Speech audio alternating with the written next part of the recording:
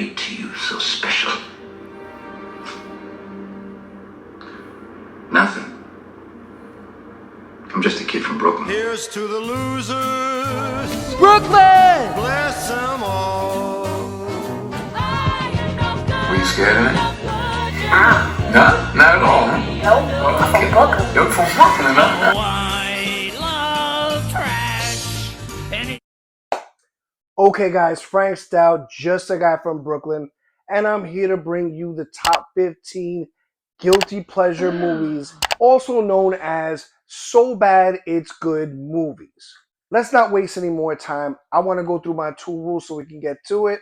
Rule number 1 is spoilers. This is not a spoiler-free video. I'm going to spoil everything, so hard spoiler warning. Rule number 2 is, as always, this is a favorites list, not a best list. So the best way you can come at me with my list is to tell me yours in the comments section. Coming in at honorable mention number 1 is Dark Phoenix, came out in 2019. Yes, one of the final X-Men movies from the Fox universe, was a massive critical and commercial flop. It grossed just $252 million worldwide against a budget of $200 million, resulting in a loss of $130 million for the studio. The film was universally panned by critics and audiences alike. It holds a dismal 22% on Rotten Tomatoes, and yeah, it's bad. For those of you who don't know, this is Fox's second attempt at trying to do the famous Dark Phoenix storyline from the comic books, which is awesome. But guess what? This movie has some of the best mutant battles of the entire franchise. Watching all these mutants work together by combining their powers to attack either other mutants, humans, or aliens, it just does it for me for some reason. Coming in at honorable mention number 2 is Daredevil, came out in 2003. The Ben Affleck vehicle was also largely panned by critics and is widely viewed as a misstep. It holds a rotten critical score on Rotten Tomatoes, and the script in early 2000s direction received heavy criticism. And I'm here to say that, yeah, it's bad. It's really bad. And the Netflix and Born Again versions prove that. You got bad costumes, cheesy writing, and the worst of the worst, the infamous playground scene. But hey, I am a big fan of the Daredevil character from the comics. This sports a killer soundtrack. You got a simplified version of Daredevil's origin story. The movie's very dark in that kind of The Crow or Blade kind of atmosphere. And I still think that they did Daredevil's radar sense way better than they did on the TV show. Coming in at honorable mention number 3 is Star Wars: The Rise of Skywalker, came out in 2019, which received mixed to negative reviews from critics and polarized the fan base, ultimately becoming one of the most divisive entries in the fan base. While it was financially successful, its overall reception was muted compared to the earlier films, and on Rotten Tomatoes, it holds one of the lowest scores of the saga's core episodes. Critics felt the movie suffered from a rushed pace, an over-reliance on mystery box exposition, and a shit ton of fan service to reverse plot choices from the previous film, The Last Jedi. And I am not here to tell you that The Rise of Skywalker is a good movie. It is not. However, the fact that Kathleen Kennedy allowed Rian Johnson to pretty much ruin the entire sequel trilogy by making all these ridiculous choices in The Last Jedi, I was not in that camp that liked that movie. I can't stand the movie, and the only reason why I see The Rise of Skywalker as something that I can watch is because it puts a big middle finger to The Last Jedi. Go fuck yourself. We don't negotiate with terrorists. Coming in at number 15 is The Room, came out in 2003. I did not hit her. It's not true. It's bullshit. I did not hit her. I did not. Oh, hi, Mark. The newest entry for my list, and a financial disaster at the start, grossing only, get this, $1,900 against a $600 million budget during its initial 2-week run. Often dubbed the Citizen Kane of bad movies, it was universally panned for its incomprehensible plot, dreadful acting, bizarre dialogue, and severe technical flaws. It was written directed by Tommy Wiseau, and it tells a story of a successful banker named Johnny, played by Wiseau, whose life is turned upside down when he learns that his fiancée Lisa is having an affair with his best friend Mark. And I'm here to tell you that this might be the worst movie on this list. It's only because it's brand spanking new in my brain and still marinating that I have it this low. This absolutely checks all the boxes.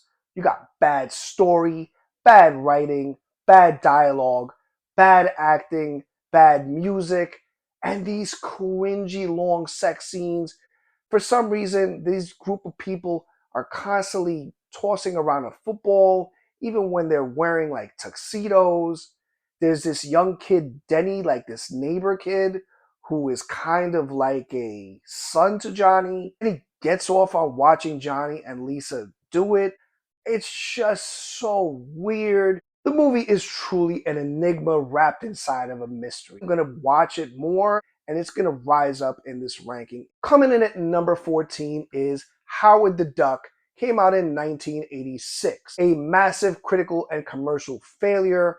Audiences largely stayed away from the theaters, and critics panned the movie for its confusing tone, awkward script, and unsettling bizarre humor. I discovered this movie back in the 80s in my local video store. I picked it up because I did know the kind of Marvel connection.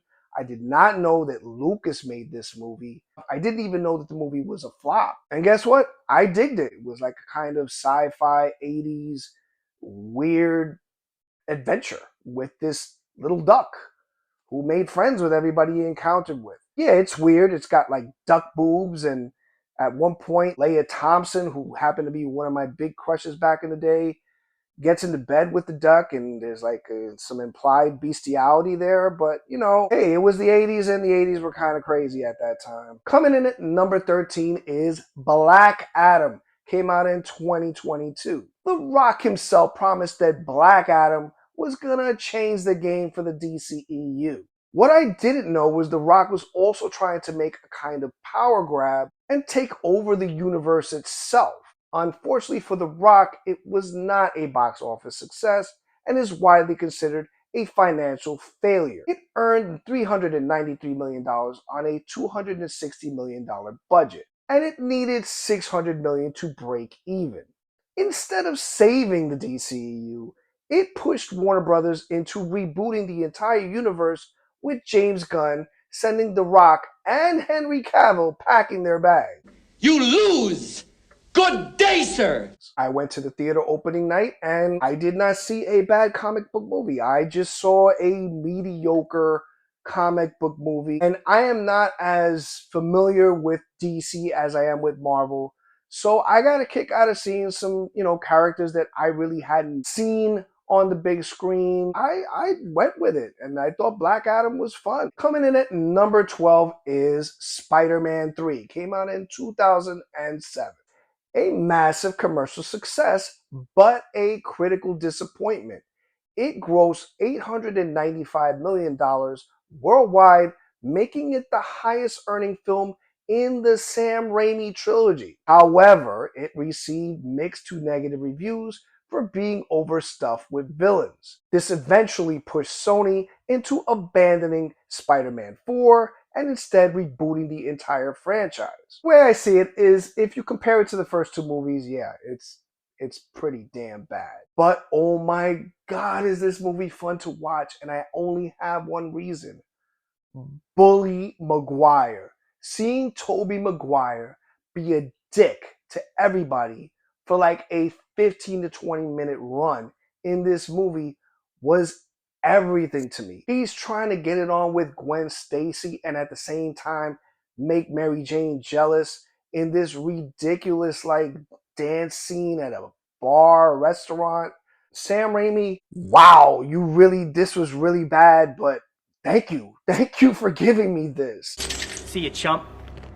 Coming in at number 12 is The 13th Warrior. Came out in 1999. It's about an Arab diplomat played by Antonio Banderas who hooks up with a group of Vikings, and they're sent on a mission to investigate a kingdom that is being plagued by an ancient evil. And the movie was a massive box office bomb, losing an estimated $129 million. It was also met with largely negative reviews, and it has a 34% on Rotten Tomatoes. I don't think audiences knew what to make of it when it came out. It was very dark and full of kind of horror carnage. And at this time, there was a huge decline on the sword and sorcery genre that was so popular in the 80s. I don't think it's a bad movie. I don't think it's a mediocre movie. It's a fantastic, epic sword and sorcery type film. You guys know I'm a big horror fan, so all that dark, evil stuff, I eat that stuff up. I love that stuff. And kicking off my top 10 at number 10 is Batman and Robin. Came out in 1997. Widely considered a major flop, while it made $238 million worldwide on a $160 million budget. It was a box office disappointment due to massive second week drop-offs and a poor critical reception. It is universally panned as one of the worst movies ever made, holding an 11% tomato meter on Rotten Tomatoes. But instead of shunning all that goofy campiness, bat nipples, bat buns, Uma Thurman's nympho version of Poison Ivy, I need a sign. How about slippery when wet? and Arnold Schwarzenegger's terrible one-liners, What killed the dinosaurs? The Ice Age! yeah, it's colorful, it's ridiculous, and for all intents and purposes, a satirical comedy. I have a ball with this movie. Coming in at number 9 is the Planet of the Apes remake, came out in 2001. Not a box office flop financially, but definitely a huge flop critically. Despite the box office returns, the studio opted not to pursue a sequel. Tim Burton expressed no interest in returning, and Fox instead chose to completely reboot the franchise again a decade later. While I agree that it is a bad Planet of the Apes film with a head-scratching ending, I still find it watchable and entertaining in that sci-fi B-movie lens. You got some great acting performances, and they went with practical effects. While time travel was in both versions, this one uses time travel a little bit differently, and I really like that twist. So yeah, it's a crappy Planet of the Apes movie, but guess what? I don't mind it. Coming in at number 8 is Blade Trinity, came out in 2004. Largely considered both a critical and financial disappointment, despite the fact that it made its money back. It underperformed compared to its predecessors and effectively killed the franchise. Having Blade go against Dracula this time was a great idea, especially since Dracula is a famous character in Marvel Comics. Great idea, horrible execution. So what you get is a movie that's pretty freaking horrible. And yet, I always have a good time with this movie, even though I'm kind of laughing at it half the time. You got one of the Prison Break brothers playing Dracula. You also got Jessica Biel, who's never a problem to look at. And you've got Ryan Reynolds doing his Deadpool shtick before Deadpool was even a thought in his mind. The movie kind of goes in all different directions. It really doesn't make much sense. But this movie has something that all the other movies do not have. It has a hilarious behind-the-scenes backstory involving Wesley Snipes versus the entire crew. I'm talking smoking enough weed to make Willie Nelson jealous, tax evasion, racism, refusing to leave his trailer, and being abusive to just about everyone. He would only answer to the name Blade. You couldn't call him... He would only answer to Blade? The Blade, yeah. And after a while, he resorted to just he would communicate with Post-its that he would give to the director, and each one he would sign Blade.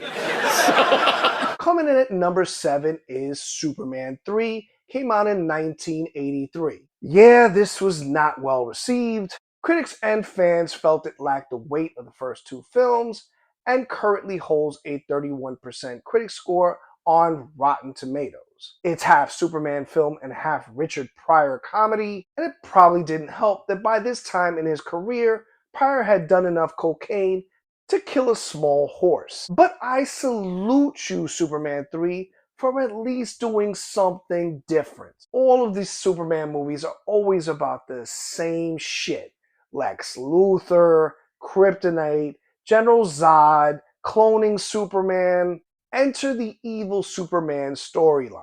Pryor gives him a weird mixture of kryptonite, and it causes him to act like a dick. He's day drinking, destroying private property, and my favorite part, he's sleeping with trashy blondes with big boobs. But wait, it also gives you Superman versus supercomputer. I will never forget when the computer turned that lady into pure nightmare fuel for young boys in the 80s. She still freaking haunts my dreams. Superman 3, you're trash, but you're my kind of trash. Coming in at number 6 is The Omen remake. Came out in 2006. Generally not well received by critics, it holds a 27% rating on Rotten Tomatoes and was criticized as an unnecessary shot-for-shot rehash of the 1976 horror classic. Along with the Psycho remake, it encompasses what not to do when filming a remake. Would I have liked a different take on the movie, maybe with some differences, maybe with some more twists? Sure. But I am such a fan of the Omen movies. I was one of the few that ran out to see this movie first night, and I've loved it ever since. It is a very, very modern looking film. It's so beautifully shot. It has a nice score that adds to the atmosphere. The performances are solid, especially Julia Stiles, who I felt was phenomenal in this movie. It also had Rosemary's Baby's Mia Farrow playing the evil nanny, and she was everything in this film. It also changes a few of the deaths into something that I think are better. And it has like this demonic imagery that just kind of pops here and there, and it just adds to all that atmosphere. I love it. We are same, but different. But still same. Coming in at number 5 is Freddy Got Fingered. Came out in 2001. A massive critical and commercial flop upon its release, overwhelmingly panned by critics, and is widely considered one of the worst movies ever made.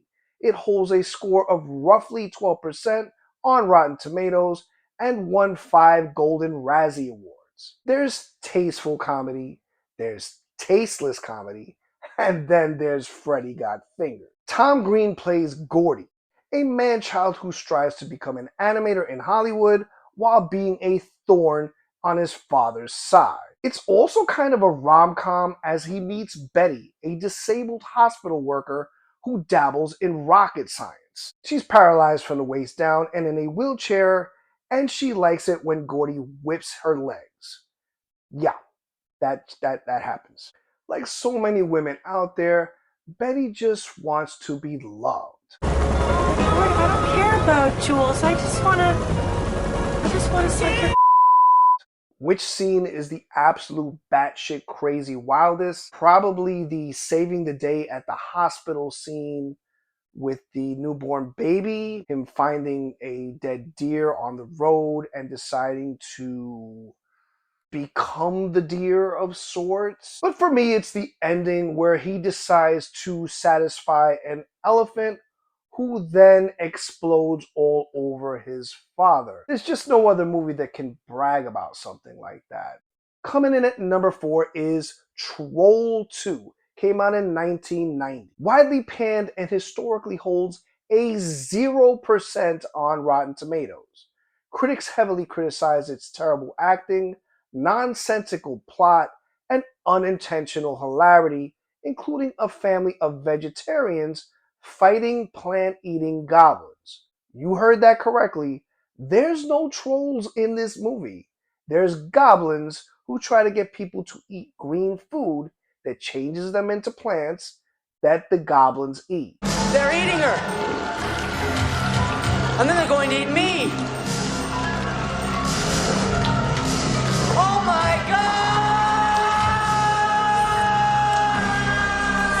And it's easily the worst horror movie on this list, and it gives The Room some competition for worst movie overall. And just like The Room, it has a terrible story, and the acting is utterly atrocious. This movie is now quite famous, if not infamous, and it's got a huge following. People love this movie.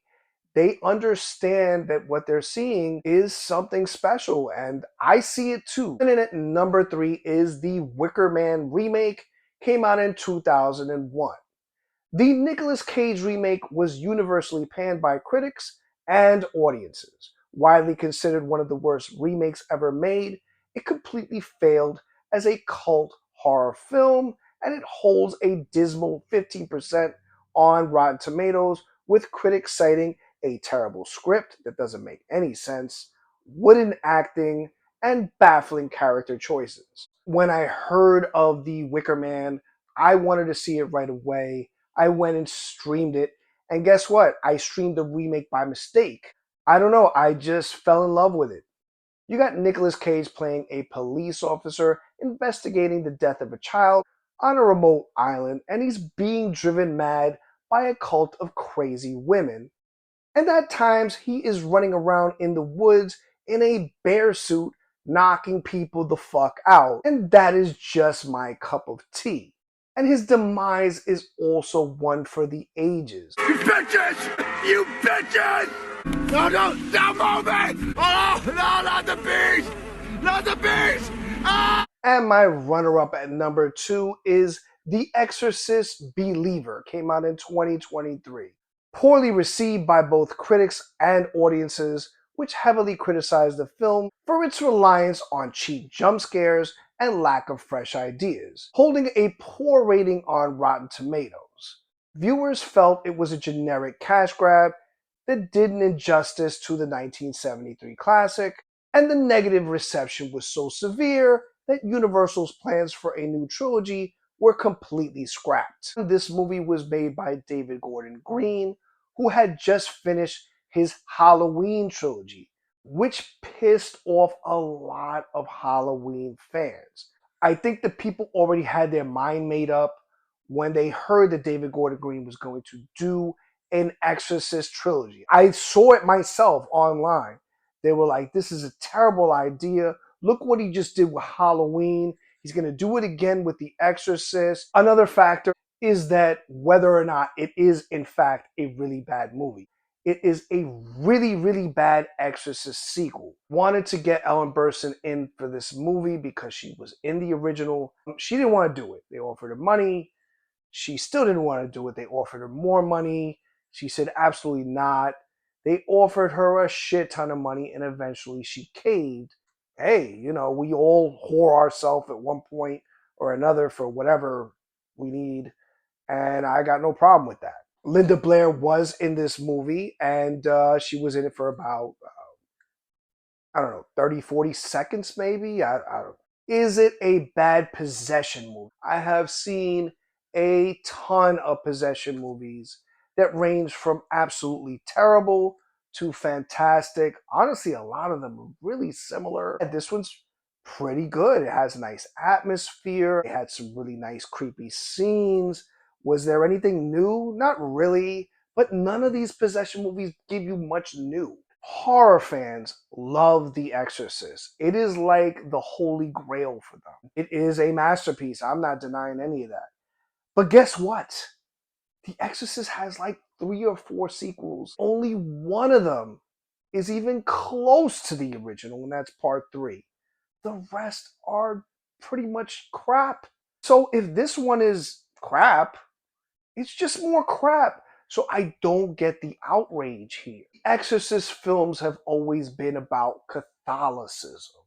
And this movie does not go in that direction. It goes the opposite way. Almost kind of a funny way. They are unable to get the 2 priests that they need. So instead they compile this Avengers team of like all different types of religious people to all band together and go at these two kids that are possessed in the finale. Ellen Burstyn's character is asked, why didn't they let you in, you know, when they did The Exorcist on Reagan the first time? And she gave some kind of snarky remark like, oh, maybe it was because, you know, they're men or some shit like that. I don't remember the exact words. It was like some sort of like stab. People took this shit to heart. You don't fuck with people's religion. I get that. This is fiction here. I'm not going to let a fictional movie, bother my beliefs. That's for sure. I love it. I love it. I don't see any fault in it. The stuff that people are bothered by doesn't bother me. And that's why I have it so high on my list. And my number one guilty pleasure movie is Jaws 4, also known as Jaws the Revenge, came out in 1987. Universally panned by critics and audiences, widely considered one of the worst movies ever made, and notoriously holds a rare 0% on Rotten Tomatoes. Viewers and critics heavily criticized the movie for its illogical plot, bad special effects, and overall lack of tension. And all I can tell you is this movie is a great time. It's a shark and it wants revenge. I don't think sharks are capable of that emotion. This shark wants to go at this family and it wants revenge for what? I don't know. There's a scene where Lance Guest, who plays one of the Brody brothers, is walking with his woman along the beach, and he decides to just start running along the beach. And there's no explanation for why he starts running. Doesn't lead to anything in the movie. My opinion has always been that he was trying to run from the movie. The main character this time is the mother, who goes down to the Bahamas because the shark had just killed one of the brothers. She needed some time with family. Mama Brody is having nightmares of the shark killing her. Is the shark invading Mama Brody's dreams? Is he like Freddy Krueger? Mama Brody also has a psychic link to the shark. If the shark is attacking someone, she can sense it. Why? Fuck if I know. Her son is a marine biologist, so she tells him, you need to get out of the water, change careers because the shark is coming for you. And he's like, this is the Bahamas. The water's too hot for great white sharks, so I don't have anything to worry about. Eventually, the shark does attack him, and he is like, oh my God, my mother's right. But his best friend, played by Mario Van Peebles, convinces him to study the shark, so he's cheating on his mother with the shark. I mean, this is a level of infidelity that you just don't see in films these days. This shark can stand on end and, wait for it, it roars like a dinosaur. This is cinema. By the end of the movie, Mama Brody gets on a boat and she is like, I'm going after this shark. And she goes straight at the shark. She stabs the shark with her boat and the shark explodes. I can't. Unbelievable. I absolutely adore this film. I find it to be a masterpiece of garbage, and I just, give me more. From the BK, from the city that never sleeps. Peace, baby. This is a Brooklyn-bound express train. The next stop is Brooklyn Bridge.